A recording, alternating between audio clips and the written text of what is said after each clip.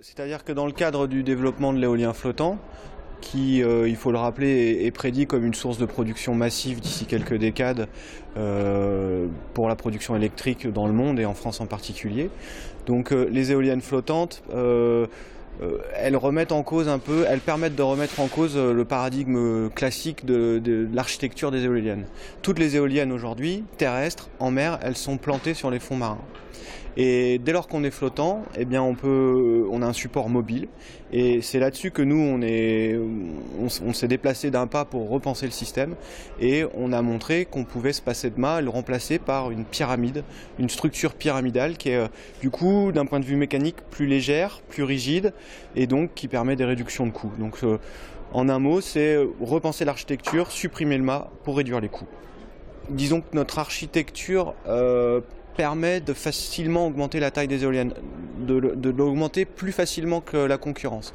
De toute façon, c'est une tendance, l'augmentation de la taille des éoliennes. C'est pareil, un vecteur de coût, de réduction des coûts. Donc aujourd'hui, les parcs éoliens qui sont installés en mer du Nord, c'est 6 MW les nouveaux. On anticipe sur du 8, du 9, donc nous on se positionne sur du 12 MW. On démontre que notre solution technique, elle est j'allais dire, sustainable, elle est capable, elle est résistante pour du 12 MW. Donc c'est les tailles que vous mentionniez, 200 mètres de diamètre et un mât à une nacelle à 120 mètres de hauteur. Alors oui et non.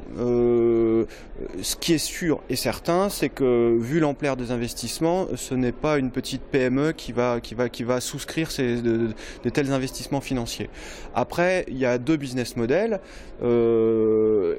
Parmi ces business models, il y a celui qui consiste à céder l'entreprise. C'est pas notre objectif à court terme, loin s'en faut. Nous, notre objectif, c'est de pousser l'idée et le produit pour un développement réel. On veut maîtriser ça dans la mesure du possible. Et donc on préférerait réussir à convaincre des consortiums industriels puissants de monter et développer, industrialiser cette technologie en nous gardant notre indépendance d'intelligence, d'ingénierie.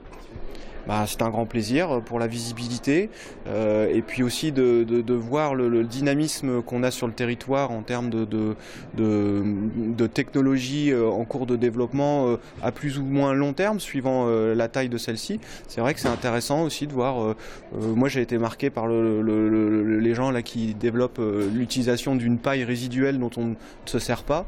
Donc je pense que c'est un bon mélange d'idées, une bonne promotion de gens qui œuvrent, je crois qu'on peut dire qui œuvrent pour aller vers une société plus raisonnée et en même temps réaliste, c'est-à-dire économiquement réaliste.